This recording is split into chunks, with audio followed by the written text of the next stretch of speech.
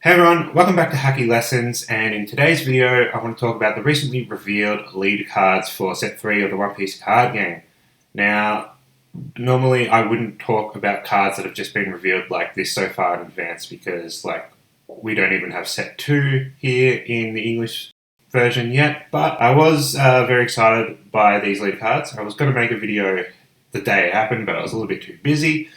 And now what I'm thinking is I am actually still too busy, but I might just read off the tweet thread that I made the day that they were revealed because I want to make a Twitter community happen, but it's just not happening. So I'm just going to read my tweets to you, and then maybe we can get Twitter going because I feel like there are some conversations that are they're better suited to Twitter than Facebook. So I think it would be cool if we got Twitter going. So follow me at Hacky Lessons. Anyway, let's get into the leader cards. So the first one is Nami, right? So she has, as an additional rule, when your deck reaches 0 cards, you win the match instead of losing it. And then she has Don times 1. When your opponent takes damage to their life through the attack of this leader, you may trash 1 card from the top of your deck, helping you get to that win condition a little bit easier. So this is a very interesting one. Instead of losing when you deck out, she wins. So anti-mill. But we don't have a mill deck in this game yet, so if that ever happens, I will play this deck and laugh. Keep in mind, aside from the alt win con, the anti-mill stuff, the leader card doesn't actually do anything, so how good it will be will depend on what cards release alongside it to support the win con. And not that it has to win every game by using that win con, but how consistent it can be doing that is really going to affect how much it's played. Although it will probably just get played because it's Nami. And next up, Portgas the Ace. So what he does, when this leader attacks or is being attacked, you may trash any number of event or stage cards from your hand, and for each card that is trashed, add 1000 power to your leader during this battle. So what this leader basically does is let you play Dragon Ball Super. And what I mean by that is your opponent won't get to know how strong your attack is actually going to be because you can combo after declaring attack. So usually in One Piece, you can work out what the strongest attack will be and plan for it. Say, Don times 10 on a leader, so you make sure that you can counter up to 16 because that would be a 15k swing. But with Ace, you have to guess what's in their hand as well, because each card in their hand is an extra 1k potentially. However, Order of Operations does mean that you can block after they dump their hand, so that's good, because Ace's skill is when he attacks. So that would happen, you would do that, and then you got the chance to block. Okay, Iceberg. This leader can't attack. So there you go. Activate main Don -1. He's purple leader, so he's got the minus Don stuff. You may rest this leader. Play 1 character with the Galila company type that costs 5 or less from your hand. So he can't attack, but he gets to play 5 costs for the low cost of -1 Don. He has the plans to Pluton in his hand, so strongest card in the game. It is the strongest weapon in the world. So you play 5 costs for very cheap. And there's plenty of generic ramp options to offset that minus. So you could say turn 2, or when you have 2 Don, you could play the ramp ulti, and then minus a Don for the leader ability to play a 5 cost. The problem is going to be if you get your board wiped. You won't have a way to attack the next turn unless there are some good rush cards in this archetype. We'll see. Rob Lucci. So during your turn, once per turn, you may discard 2 cards from your hand when an opponent's character is KO'd. Put this leader to active. So he's kind of like a variation between the Kid leader and Basil Hawkins, the starter deck card, essentially. If this translation is correct, because it might not be, it doesn't matter what does the KO, just as long as something's KO'd. Trashing 2 cards is a lot though, so the deck's going to need some good draw power to make it, not feel bad. And side note, I am currently rereading Water 7, so I'm pretty excited for both the Galila and the CB9 decks. Captain Kuro.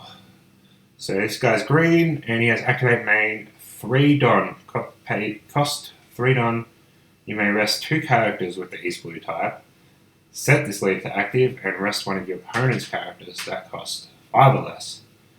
So, put 2 weenies on board. Rest them. Restand your leader. Rest one of your opponent's characters. Mechanically, it interests me, but I do need to see a little bit more.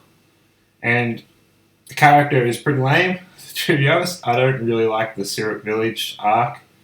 But I appreciate that they are going back and doing the old stuff. Like, if they give a good meme card to Django that basically lets him do what he does, which is hypnotize himself to sleep, I think that would be funny.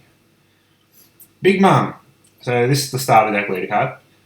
And so it releases with set 3. So Don ×2, when attacking, you may add 1 card from the top or bottom of your life area to your hand. If your life is at 2 or less, you may place up to 1 card from your hand at the top of your life area. So this lets you fix your life. It lets you put triggers on top of your life. And so it gives you a taste of what the yellow archetype has to offer with life manipulation. It's good for making the most of cards with triggers. And we've seen a few more of the cards that go in the deck, and there's good stuff with triggers like Zeus and Prometheus. So Katakuri, so he's yellow. Don ×1, when attacking, look up to 1 life card from the top of your opponent's life area and put it either at the top or the bottom of the life area. Then this leader card gains 1,000 power. So I think I misread that when I wrote the tweet in the first place. So you're doing it to you. Okay, you're doing it to your life or your opponent's life. Cool. Okay, so she's pretty similar to Big Mum, but kind of better. Doesn't need to be at 2 life, and 7k for 1 Don is good. Big Mum's advantage is swapping a card from hand, so that gives him more control of what to put in, but Katakuri is a bit more powerful here. Big Mum, this is the yellow-black Big Mum that's in the set, not the starter deck. So she has Don ×2 when attacking, cost 2 Don. So essentially it's costing 4 Don, but you're getting a 7,000 attack. You may trash 1 card from your hand. If you have 1 or fewer cards in your life area, put up to 1 card from the top of your deck in your life area. So it is recovery. They have learnt lessons from Digimon, I think it's fair to say. So this is recovery, but it's much fairer. Access to black should give the deck good control options. I'm excited to play this leader. I think it is my style. Now we're looking at Arlong. So Arlong is green-yellow. He has Don ×2 when attacking, pay 1. Play 1 cost of 4 or lower character with trigger from your hand. So this is very similar to Doflamingo's ability, except you're doing it from your hand instead of top of your deck. And it's playing cards specifically with trigger. So what this kind of lets you do is play a lot of characters in your deck with trigger, and then not get punished for them when they're in your hand instead of your life. Because, usually the cards with trigger have higher play costs to balance the fact that they can be played for free when they're hitting life. So it has access to yellow, so you've got the ability to manipulate your life. So you potentially, we haven't seen enough cards yet, but I'm pretty sure you will be able to, make sure that some cards with trigger go into your life. It's kind of One Piece's version of security control, or I think a better description would be Champion Rush. Not Rush, but Swarm, So he basically plays like Doflamingo without the hand advantage. And I do like the Doflamingo deck, so maybe I will like this deck. So that's all of the leader cards. I will be doing some videos about set 2 decks pretty soon. I'm going to do black and purple first. Black being the brand new colour introduced in set 2, and purple having a starter deck that's releasing about a month before set 2, so I'm going to talk about that before it's released, so you can start thinking about how you're going to build those decks. So subscribe and you'll see those when I make them. I'm a little bit busy at the moment, to be honest, but I will try to get that out soon. Alright, I'll see you soon.